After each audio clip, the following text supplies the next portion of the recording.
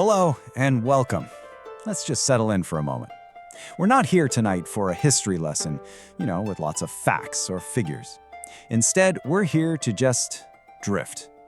Drift into a story that's really made for the quiet hours, long after the busy world outside has gone still. So, if you can, find a quiet place. Let your shoulders relax a bit. Let's take a slow, deep breath together. In. And now, as you breathe out, just imagine letting the whole day go with it. Our journey is about to begin. We're heading into the high, silent mountains and right into the heart of a legend. All right, this story, it doesn't start with a big, loud roar. It actually begins with just a whisper. Imagine a sound carried on the wind all the way across the highest peaks on the entire planet, sweeping through those vast, silent landscapes of the Himalayas. And right there, that's where the legend begins. Let's just pause on this for a second. Have you ever been somewhere so quiet, just so perfectly still, that you could almost feel a presence? Like a story was just hanging in the air, waiting to be told. Not with words, but just in the feeling of the place itself. Well, that feeling, that's really the essence of the Yeti. You see, long before we thought of it as a creature, the Yeti was actually a feeling. It was a name given to that deep, profound silence you only find in the high mountains. It's like a whisper from the untamed wild, right? An echo that you can only really hear when everything else has just fallen away. It's not a monster, it's the spirit of the place itself. So, if we really want to understand this legend, we have to go to its home. The story of the Yeti is just so deeply woven into the fabric of Himalayan culture. And over there, it's not seen as some kind of monster at all. It's something much, much deeper. And what's so fascinating here is how the story completely changes depending on who's telling it.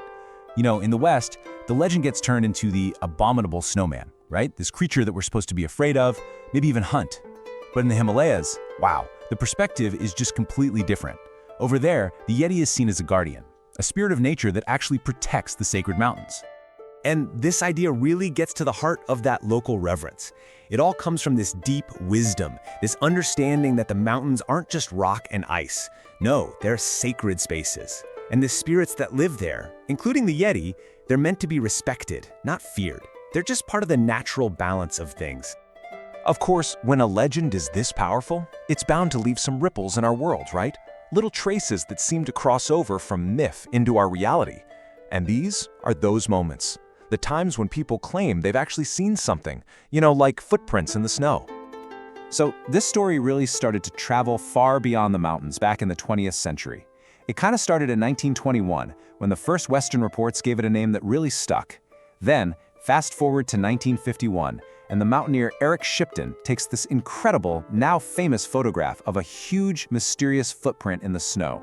And get this, just a decade after that, even Sir Edmund Hillary, the guy who conquered Everett, led his own expedition, completely drawn in by this amazing mystery.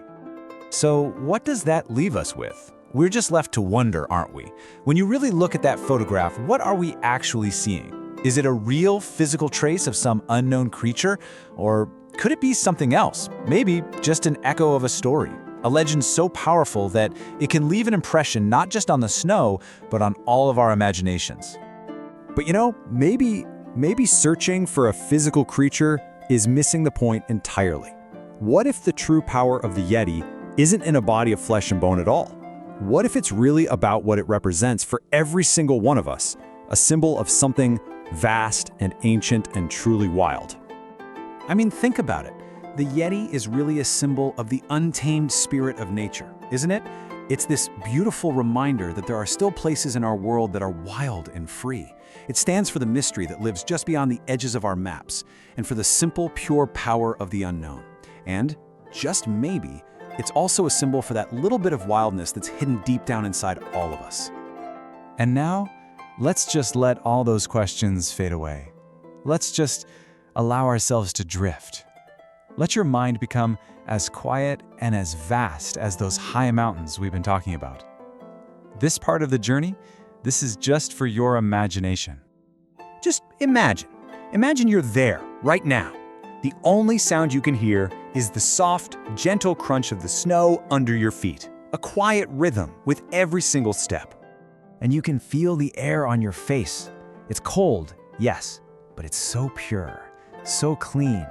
Every breath you take in feels refreshing. And when you breathe out, you can see a little white cloud just drift away into the stillness. Now, just look up. The sky is absolutely full of stars, more than you've ever seen before. And all around you, there's just this deep, peaceful silence. The silence of a world that's fast asleep. You're safe here. You're perfectly calm. Now, just listen. Listen to the silence. Because somewhere, deep inside of it, you might just hear that whisper, the one that starts a story. And now, it's time to just let go. Allow yourself to drift and to dream.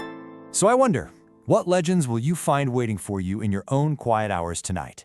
What whispers might you hear in your dreams? Sleep well.